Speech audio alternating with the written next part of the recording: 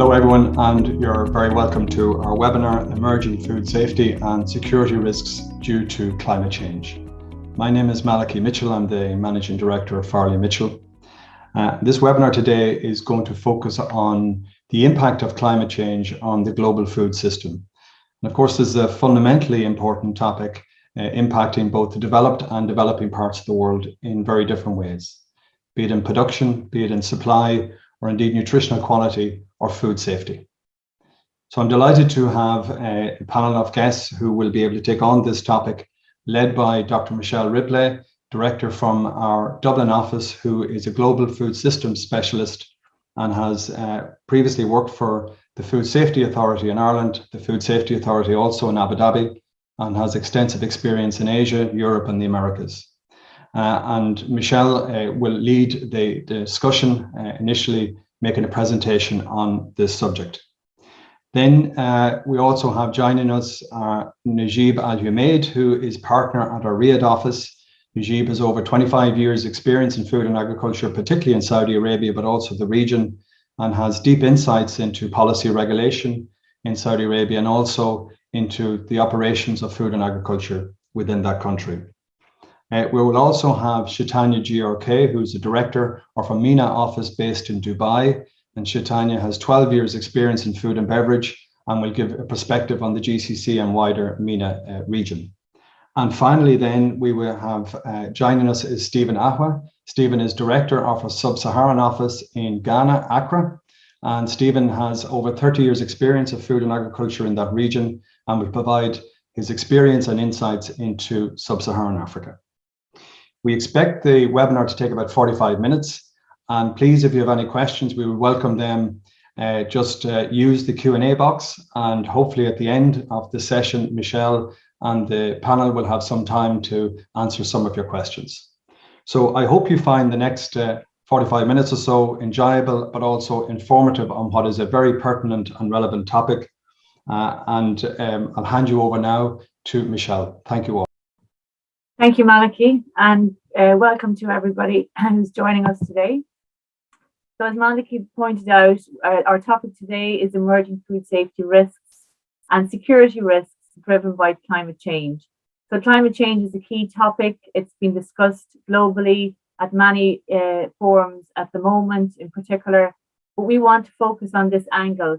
How is climate change driving change in risk, and particularly food safety and security within the bigger food systems? So our aim is to bring primarily awareness about these risks, and then to focus, as Malachy mentioned, what's happening now around the world in 4 key regions: in Europe, in West Africa, in Middle East, North Africa, and in Saudi Arabia. So we hope you enjoy this. And we see that there's a lot of change happening. It's very evident change today in terms of climate change and impacts. And really we need to, if we have this sudden change, we really need to understand how is that affecting the risks and how is that affecting the bigger food systems. So it's really important for all of the policymakers and the industry to understand the change, the impact of that on the food systems, and by understanding we can then begin to control, perhaps respond to these changes and hopefully to mitigate them, the future risks as much as possible. So today we speak about or really highlight key findings from key scientific research that's widely available and has been produced by a number of forums. Firstly, we've looked at the impact of climate change on human health from the United States perspective, their report, which is under the US Global Change Research Program. Secondly, the Intergovernmental Panel on Climate Change, the IPCC report, recently published in 2021. A lot of discussions and a lot of forums and in-depth discussions about that and its implications for the wider systems, but in particular the food system.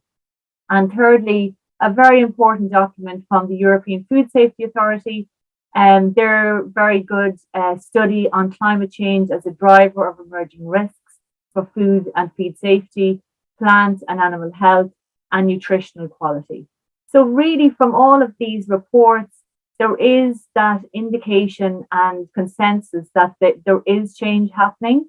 It is impacting the food systems, and really it's really important to respond, to be first of all aware, and secondly to be able to respond depending on the regions that you're in. So let's talk about the food system. The food system itself, it's a term that's widely used, and it really is a complex and very interdependent system.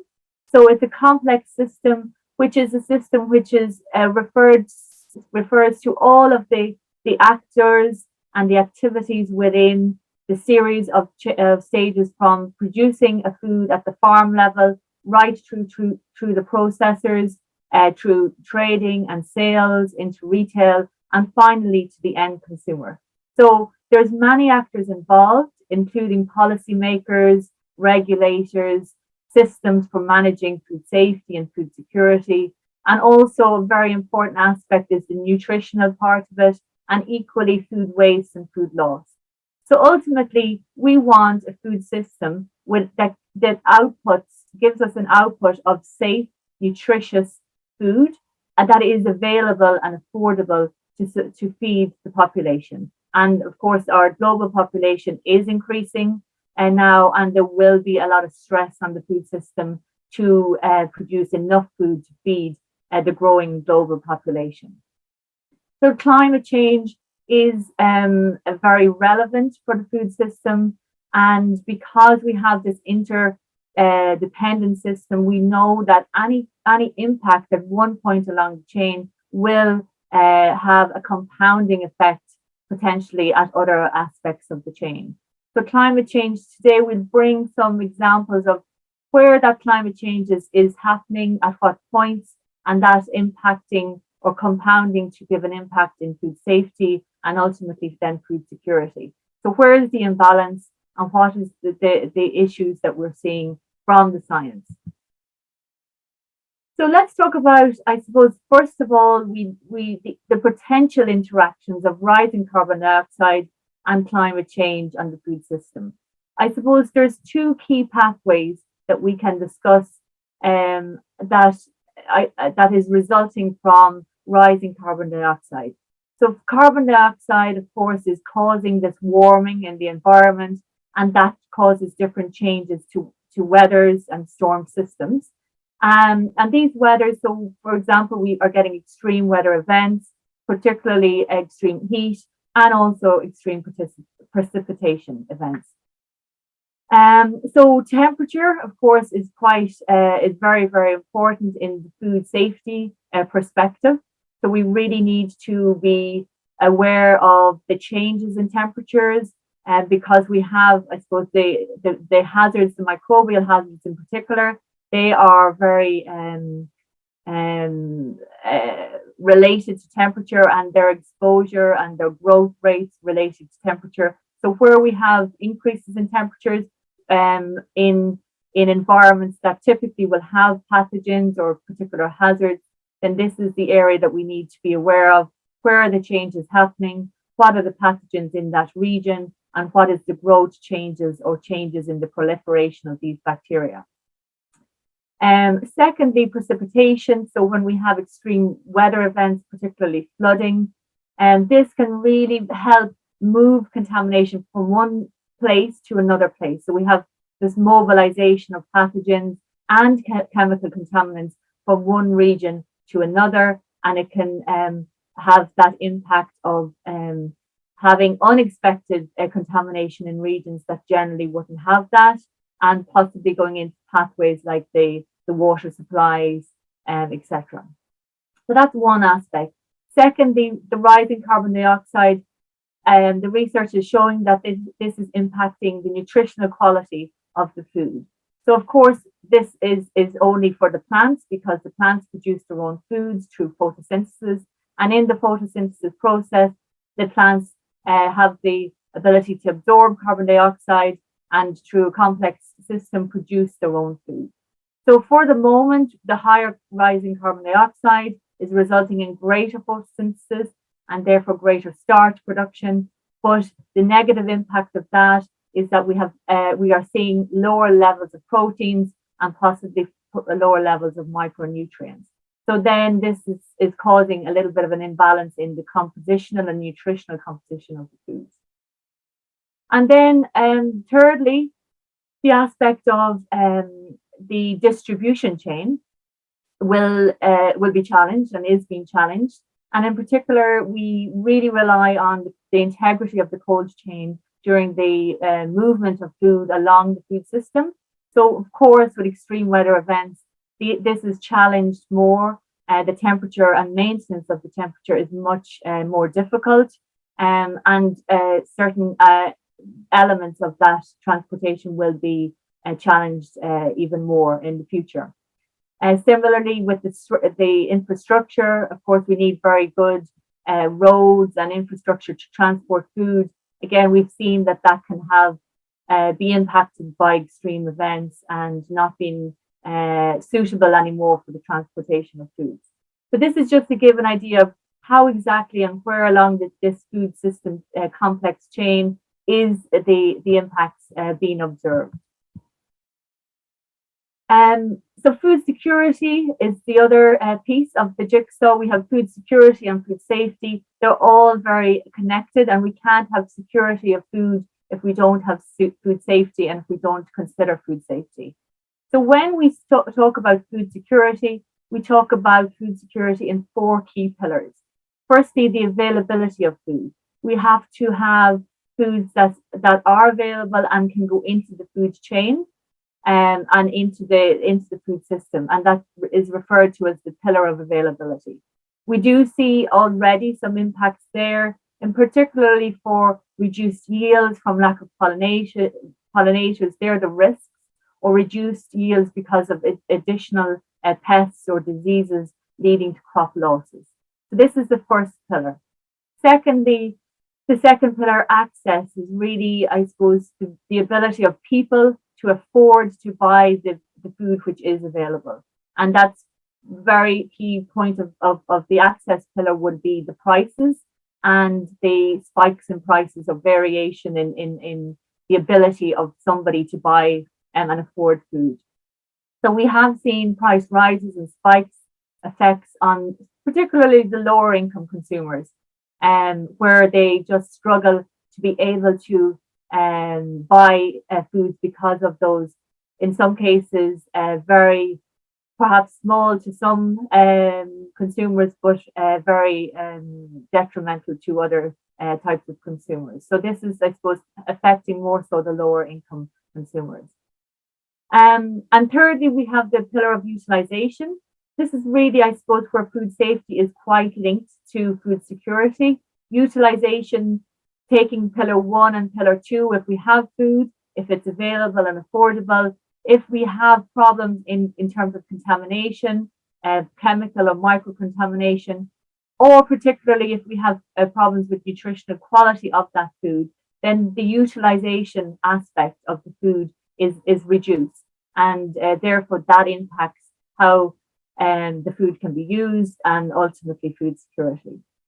And stability refers to really having the access to that food without disruption. And I suppose for those countries that are really dependent on imports, etc., this is really, really vital for them.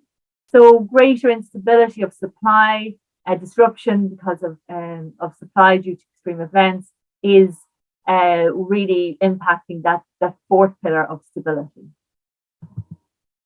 So if we take some solid examples of commodities that are really important around the world and that are relied on within the food system to be able to feed populations. We have crops, and we talk about crops first of all. So crops, and particularly a crop that's very important, maize, around the world. We have already within the food safety system, we are dealing with the hazards of mycotoxins.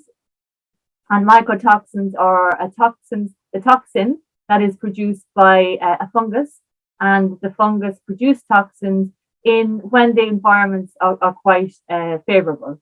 So when we have high temperature and high humidity, then we have, I suppose, a greater growth, or the fungus really do very well in this environment. So unfortunately, that environment will then lead to greater production of the aflatoxins, the fungus itself, and by default, then a greater level of the mycotoxins. So one particular mycotoxins that's a challenge for maize and for the growth and the management, the pre and post harvest of maize, is aflatoxins produced by Aspergillus flavus. That's the name of the fungus, and that's really, I suppose, an area of concern. So when we have changing temperatures, extreme weather events like a lot of water flooding in the environment, then this is really promoting the growth of this type of fungus and ultimately aflatoxins. So I suppose this is where it's really happening, and it is predicted from the research that aflatoxin contamination in corn may increase as with climate change, particularly in the southern part of Europe, Spain, Bulgaria, Albania, etc., where those temperatures are rising, and they also have this type of crop that they produce quite heavily. And sticking with the crops, the nutritional aspect of the crops, as I was mentioning, the quantity of food is an obvious requirement for food security, but the nutritional aspect is really, really important. So it is reported that the impact of the rising carbon dioxide levels is negatively impacting the protein content. So the protein content of major food crops is likely to decline significantly with increases in carbon dioxide. So this is something to be aware of, to be able to understand what are those crops. We have the wheat and potatoes and rice, as mentioned in the research, as well as some of those key crops. And likewise the minerals. So minerals, micro elements, and iron, zinc, calcium, magnesium, of course, very important for all the different activities within the organs and the balance of the nutrients in the system. This is similarly to the proteins, reported reductions in these micronutrients. So again, to understand what's the crops that you're dealing with, what's the level of micronutrients typically in there, and to be able to understand what's the impact of the extreme weather events on this aspect of the supply of the foods. So look, we'll talk now about microbial contaminants. Microbial contaminants is one of the big contaminants that we try to manage in the food system through the food safety control programs. And there's many of the microbial contaminants to consider. But what we see from the climate change and from all of the studies is that particular pathogens are changing. And so if we look at the marine environment, so the marine environment is really important source of protein for quite a lot of the world. They're relying heavily on the ability to eat protein from the marine sources. And we do have obviously natural pathogens in this environment, like Vibrio is one example. So when we have sea surface temperatures that are rising, this is having an impact on the growth of these types of pathogens and the proliferation of these pathogens in regions not typically where these were observed previously. So it's really important to understand the growths and the changes in the growth of those pathogens, in particular marine environments. Also, we have the issues, or I suppose the challenges of changes to animal diseases. And of course, if an animal is very stressed due to extreme weather events or extreme heat, they can become more susceptible to illness and disease and infection. And I suppose that has the impacting of knock-on effect that they will have fecal shedding of more pathogens and more infection, and that's the additional risk that they pose, or that aspect is leading to. And similarly, we see that the vectors that carry disease to animals and to crops are also migrating and changing and moving north to the warmer as the regions warm up. So, for example, a lumpy skin disease, which is typical in cattle, and that would generally be found in the Middle East. There has been cases of this occurring in the southern parts of Europe. So this is where we have changes in the movement of vectors like mosquitoes or ticks or midgets, and they're bringing those diseases to new regions. And I spoke about the problem with flooding. So obviously the movement of the water carrying pathogens to different sources is of concern, and has actually caused issues with waterborne outbreaks. And finally, we'll talk just the last slide here before we go to the panel discussion about chemical contaminants. And similarly, it's a huge area to control chemical contaminants in food safety discussions and the control systems. We have, I suppose, to really consider phytotoxins when we're dealing with climate change, increasing in temperatures, surface temperatures of the water environment, because phytotoxins are a toxin that is a natural toxin. It's produced by some algae, and depending on the growth rate of this algae, there seems to be some changes and maybe more growth of this algae blooms is what it's referred to. Again, causing concerns about phytotoxins, the types of toxins that this particular algae produce. So the issue here is that when you have the likes of a very risky product like shellfish, and you have greater amount of toxins produced in algae, which they would feed off, then this will ultimately end up being exposed to the fish, the shellfish in particular, and other sea fish, and other, drinking water as well is of concern. But that can end up impacting the consumer eventually, but the monitoring of that and the control of that, it needs to be watched carefully, and is being watched, and in particular, it's a well-known change that is being monitored. Elevated sea temperatures are also reported to be leading to greater accumulation of mercury or methyl mercury in seafood.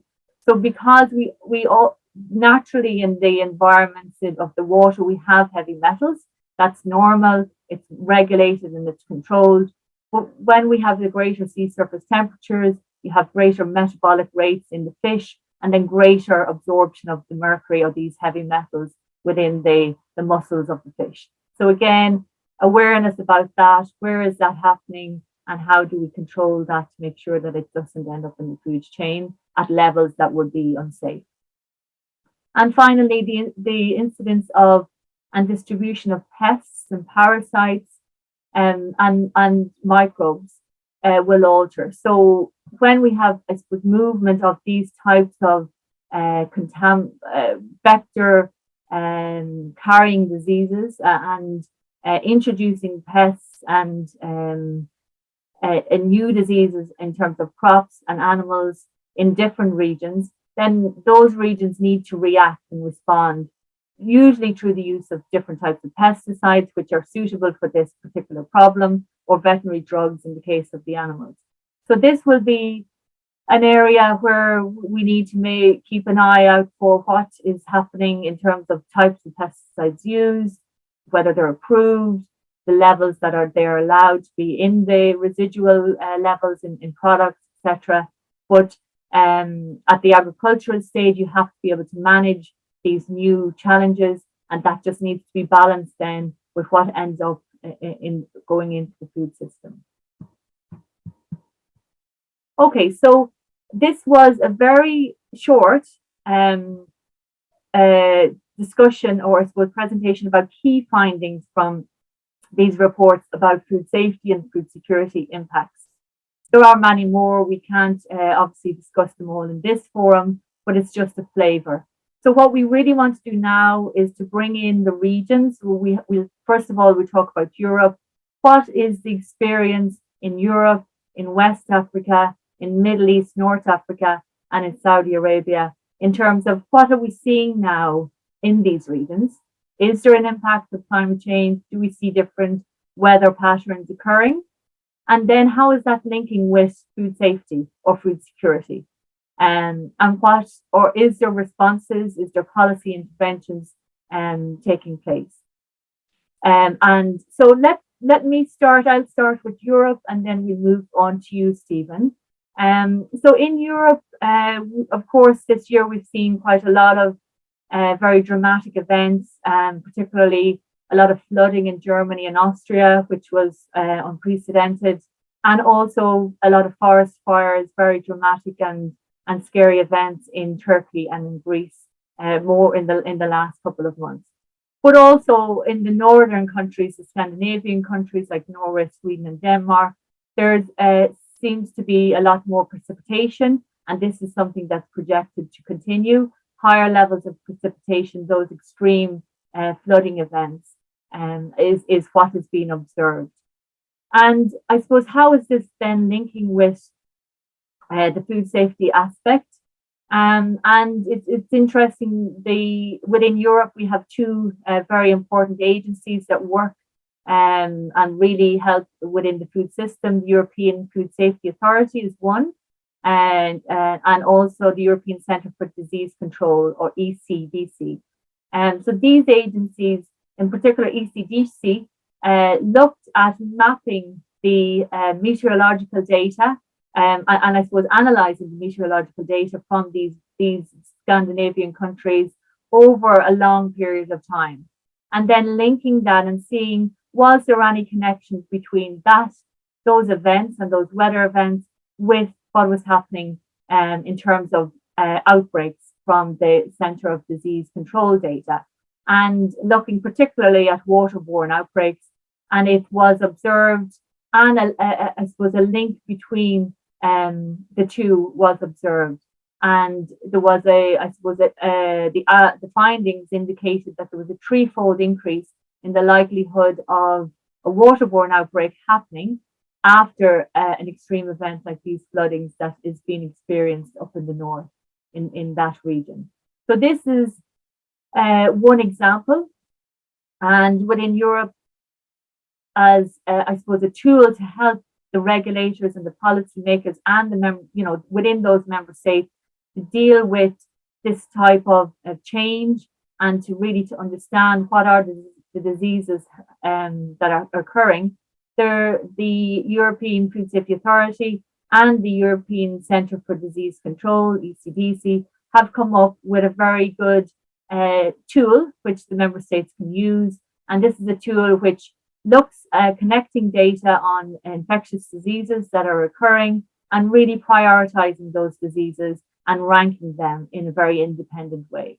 So this is a really good tool that the member states can use, and it's available for use really by anyone, including members, other countries that would need to look at that type of information. So this is quite a good example. And as I say, Europe has those two agencies which work very hard to be able to predict and model future events. So I'll move now to you, Stephen, and I'm just going to stop sharing my screen with you. So thanks for joining, Stephen. So you're based in West Africa, and what we'd like to discuss, and maybe you can share with the participants, what's happening in your region in terms of climate change, and how do you see that that's linking, or if it is linking at all, with food safety? Thank you so much, Michelle, for your presentation, and good morning, good afternoon, and evening to our participants, wherever you may be on this call. The food safety situation that has come up as a result of climate change in West Africa is not too different from what is happening in Europe and other places. But then before I go into the extreme weather events in the sub-regions, let me be quick to say that food security in West Africa is a very important issue worldwide, and the potential effects of climate change on yields and quality of food is now receiving significant attention by scientists, especially from a risk analysis perspective. So for instance, the moldy contamination of staple foods, such as cereals, which is eaten by a lot of people as well as used as animal feed, has received the attention, so much attention by the public, by governments, and by regulatory institutions, all because of the acute and chronic effects these mycotoxins in cereals, for instance, have on humans and animals. Now, coming to talk about the, impacts of extreme weather events in West Africa, it's become very frequent lately. Tracking from the last 5 years or so, coming to the present, it is quite clear that on a yearly basis, during the rainfall season, there is so much outpour of rainfall than we had experienced in the past 20, 30 years ago. And this has resulted in massive flooding across the sub-region. And a case in point that I can mention is a recent massive rains, that happened in the sub-region, and which forced the spillage of water from the Bagre Dam in Burkina Faso. And this came with a lot of hardship on residents in parts of the northern and upper east regions of Ghana, who had their farmlands submerged and properties inundated by floodwaters. So the negative impacts of these extreme weather conditions has resulted in several vulnerabilities, around increased crop diseases, crop losses, loss of fodder for livestock, for instance, contamination of crops, especially cereals, by aflatoxin. And this naturally reduces the food quality and safety, with serious implications to human and animal health.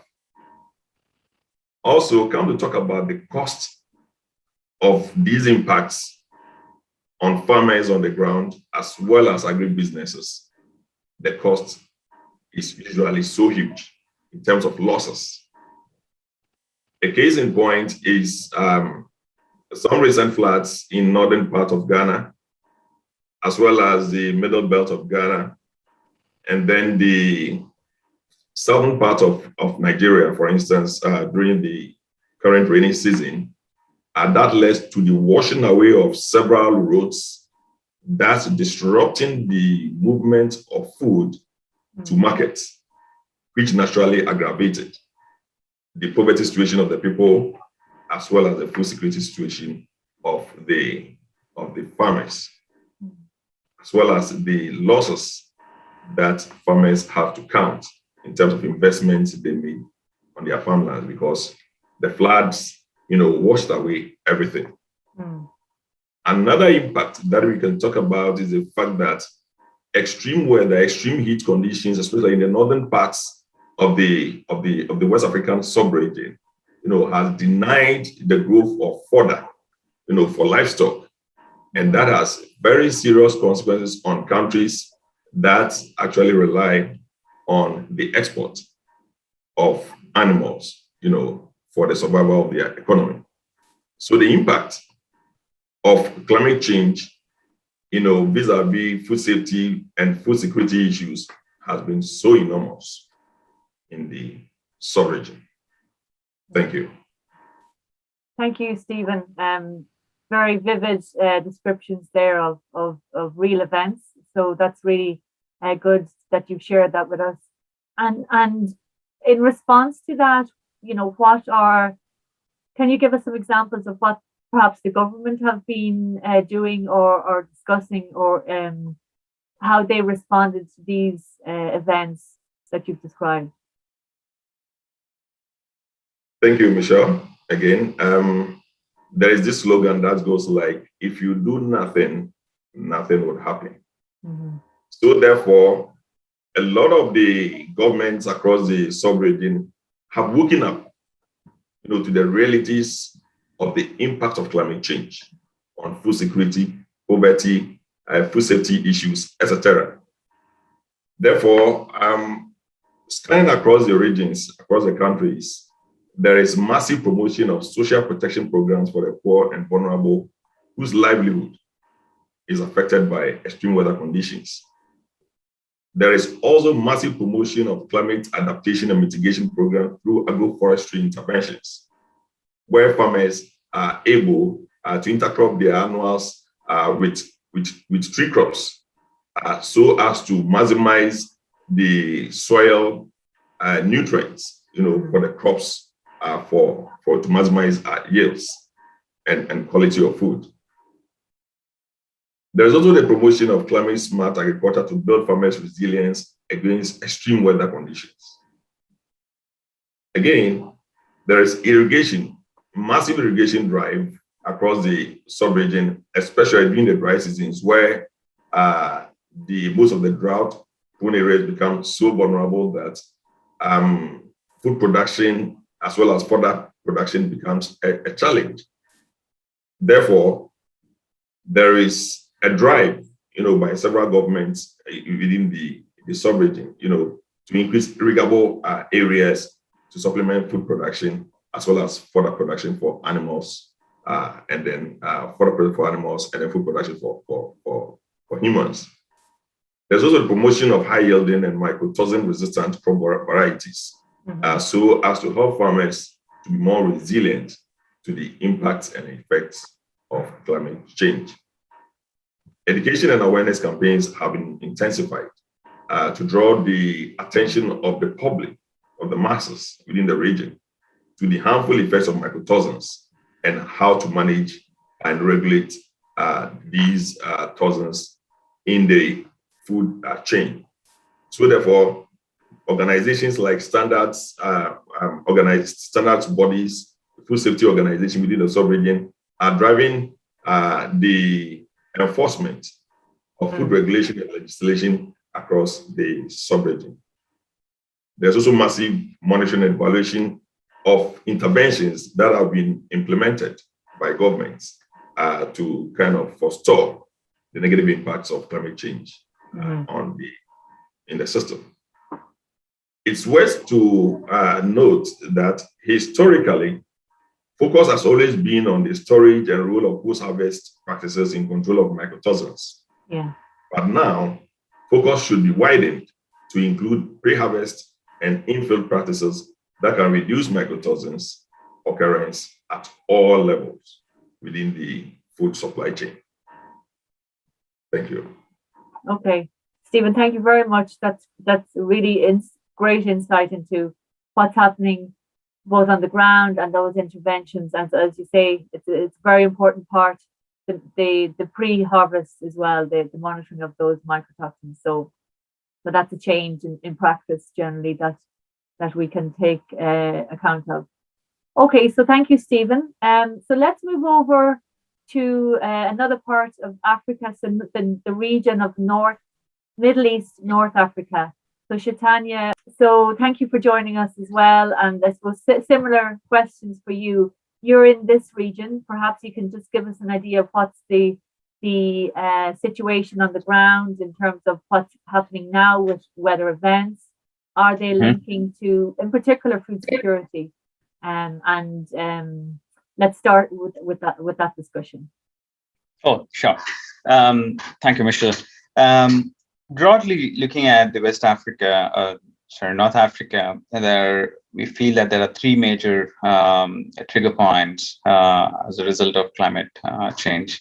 One is drought, second is the soil degradation, and the third is the impact on the livestock sector. And if you look at each of these points separately, drought is one of the perhaps the high impact factor. The reason being about 70% of the North Africa agriculture is mostly rain-fed, and most of these are small scale land holdings, small farmers. So hence the heavier dependency on the rains, and the seasons are more and more variable and unpredictable these days. As a result, we've noticed that the cereals, particularly wheat, barley, and maize, have impacted severely in the past few years. For example, it is estimated that about 50% of the wheat production dropped in the region primarily because of drought. To pick up an example, Morocco in 2016, about 60% of the harvest was lost because of drought. This is the degree of impact of drought in North Africa. On the other side, soil degradation is an ongoing challenge. It is estimated that the soil carbon is reducing by about 15 to 30% every 10 years in North Africa, which basically leaves the soil in terms of low on nutrition, resulting in low yield, increased cost of cultivation because farmers need to use more and more fertilizer to maintain the yields. That means it is a financial burden for the small farmers and impacting their livelihood. And the third one is the livestock sector. As we all know, red meat is one of the key proteins in North Africa. But unlike the western parts of the world, it is not intensive farming. It is more of fragmented farming. Due to the impact of climate change leading to drought, thereby impacting the availability of feed for these animals. As a result of this, there are three areas which are getting impacted within the livestock sector. One is there is an increase in mortality of these animals. Second, the yield and the quality of the meat is getting impacted. And the third is because of the rising temperatures and so on. There is a notice about spread of infectious diseases in North Africa. Broadly, I think it's impacting both food security and food safety in North Africa. Mm-hmm. Okay, thank you very much. So three very important areas you've described there. Is there examples that you can share with us about any responses from the government, mechanisms to respond or to address these areas? Yeah, sure. What we've noticed is most of the policies are quite active around the irrigation or water resources and soil management. These are the two areas where we see a lot of activity happening in North Africa.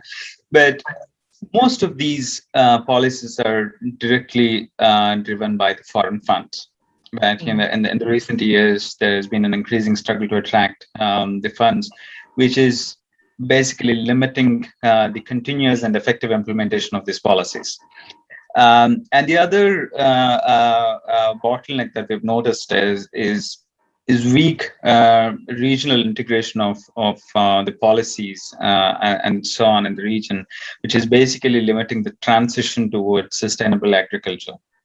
And to be honest, I think sustainable agriculture or climate change is not to be seen as an immediate priority in the region at this point. Okay. Shikanya, thank you very much. And we'll have to keep moving on due to time constraints, but a really important topic for your region, obviously, as you've described there. So thank you for that insight. So Najib, we'd like to just have the perspective from the Saudi Arabia. So welcome and thank you for joining the panelists.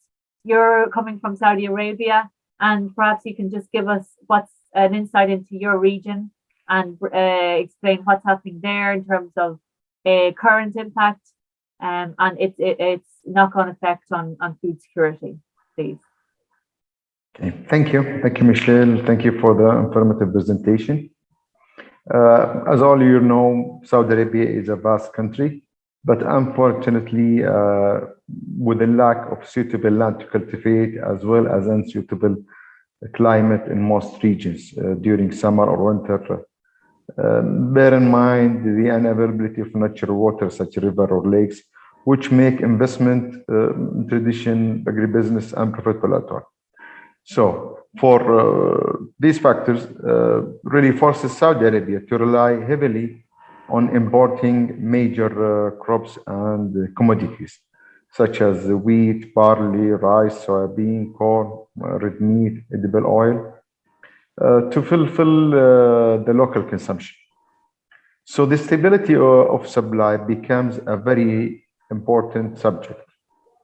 In order to achieve that, the government has developed a strategy in early 60s to support the agri-businesses in Saudi Arabia. MIWA, which is Ministry of Environmental, Water and Agriculture, mandated to implement such a strategy.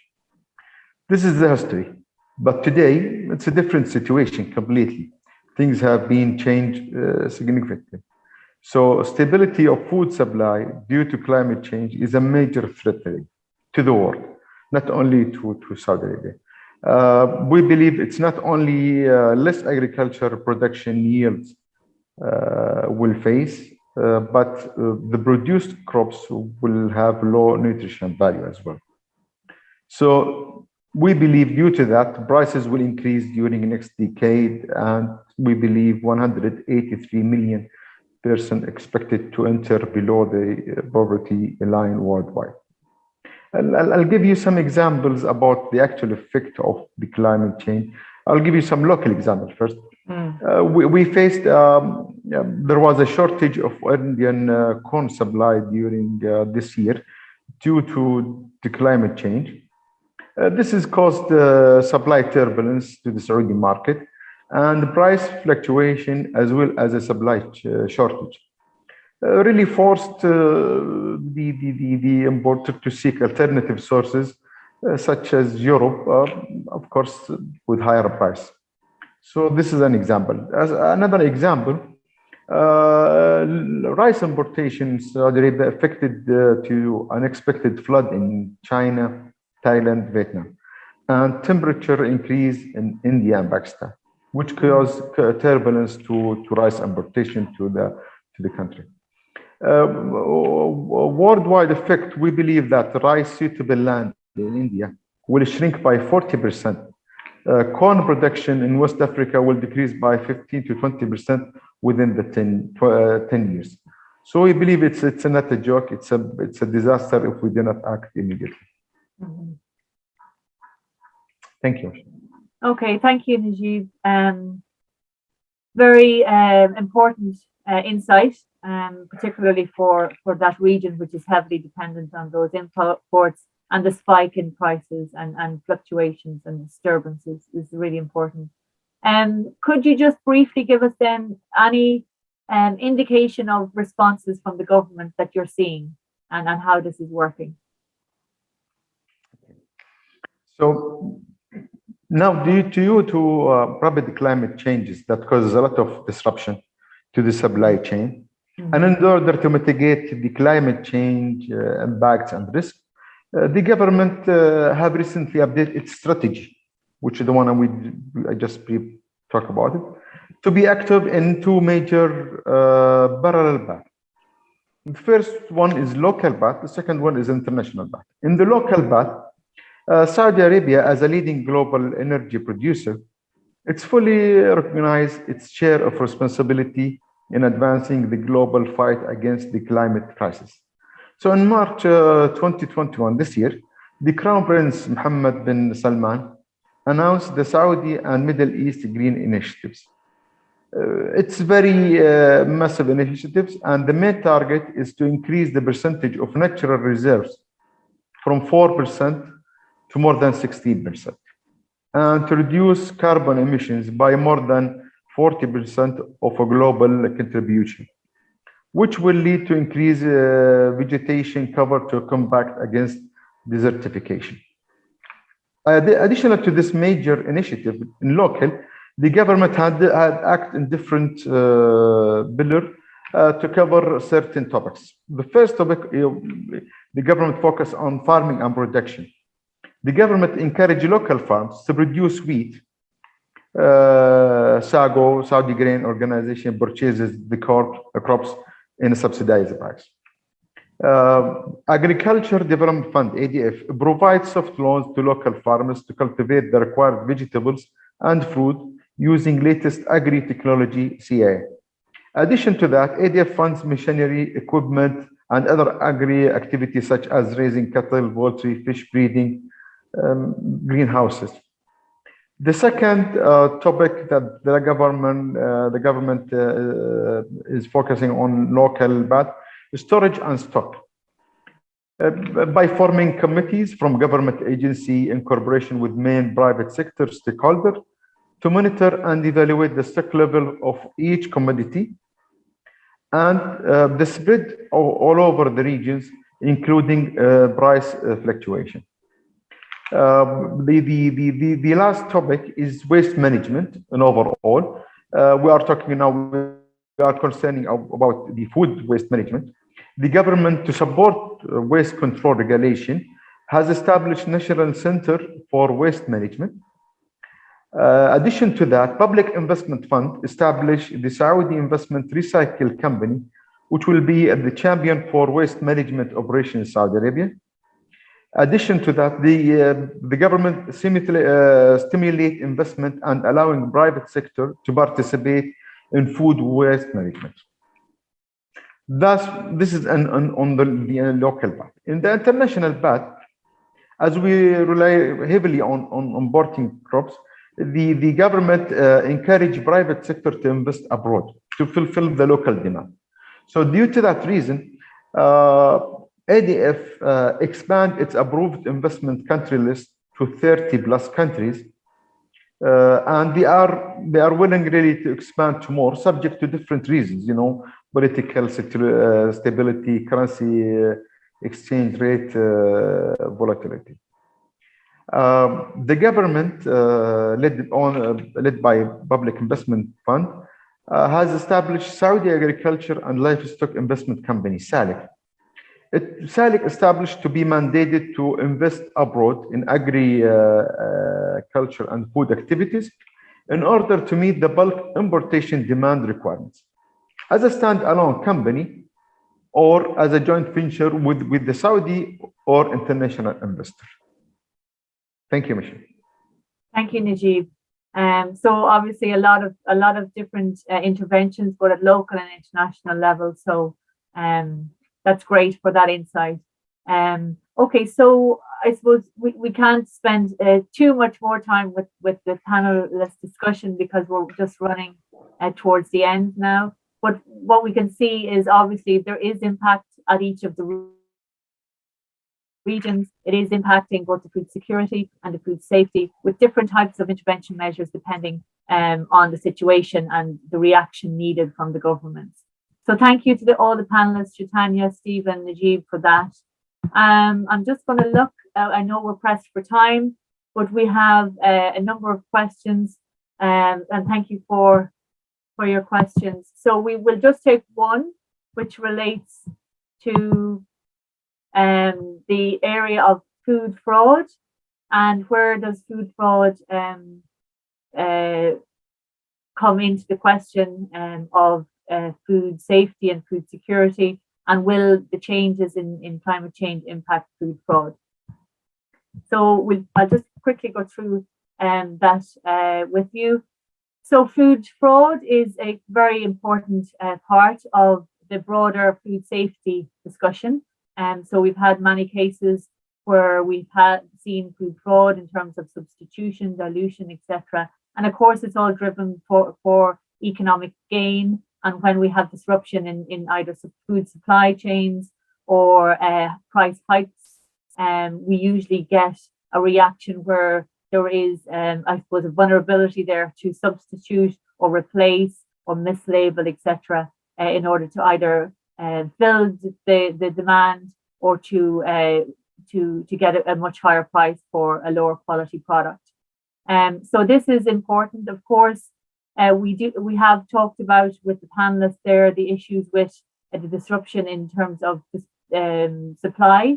Najib gave us that example, and so there are typically where impacts and vulnerabilities in food fraud can be riskier, and therefore the governments and the food safety systems need to work together to counteract that. So it's really important that now more than ever, for all of these reactions, that we have governments and agencies working together. So for example, in food fraud, it's really important to have interagency cooperation from both the food safety aspect, but also from the trading aspect, from the police, from the investigation side, and really understand what's happening in terms of the sales and the availabilities of foods, and where is a potential risk for food fraud.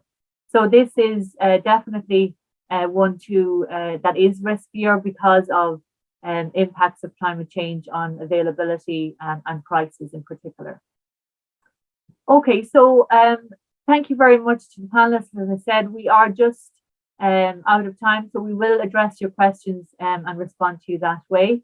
So Malachy, I'll hand back to you just to close out on this session. Thank you. Thanks, Michelle, and thank you, everyone. That was a very insightful discussion. I suppose for me, kind of a few takeaways is that the food system, the global food system, is obviously highly complex and very interdependent, and there's no region or part of the world that is unaffected by climate change when it comes to food production. And also, food safety and food security are really the different sides of the one kind. They're completely interlinked. From our perspective, working with clients, we see that this really falls into three different areas. There's changes to agricultural practices, to food policies, and to subsidies around the food system, but also to supply chain structures and strategies. And we're seeing that supply chains are becoming shorter. And certainly we know from events that can take place in one part of the world, in Kansas, for instance, in relation to wheat, that can impact the balance of supply in other parts of the world. And of course, the food system is so interconnected that we know the availability and the quality and also the price of food can be impacted. And that has a very profound impact in obviously the developing part of the world, as we see more and more people, estimated by the FAO, UN, to be over 250 million additional people who are going to bed every night hungry or are borderline in starvation. So this has real consequences across the world, and it was very interesting to hear, I believe, what the various speakers had to say about their particular regions and the insights they gave us. So the webinar will be available on demand, and I think will be circulated to everyone that has registered with us over the next few days, and will be available on demand on our website. There's also other content there on our website for anyone who wants to see. And of course, we've had a lot of questions and didn't get around to answering them due to time constraints. So please feel free to send those in to us. You'll get all the relevant email addresses and contact details on our website for anyone that wants us to follow up. Also, just to remind you, our next webinar is on the 10th of November. It's the role and potential impact of cooperatives in Africa, why they really haven't delivered to date, what positives can be taken from different policies and strategies on the ground, and what kind of model is needed to improve the economic and social sustainability of cooperatives, because I think they have a very relevant role within the African context in particular. So thank you all again for your time today. I hope you've found it insightful, and thank you to all our speakers. We hope to speak to you again soon.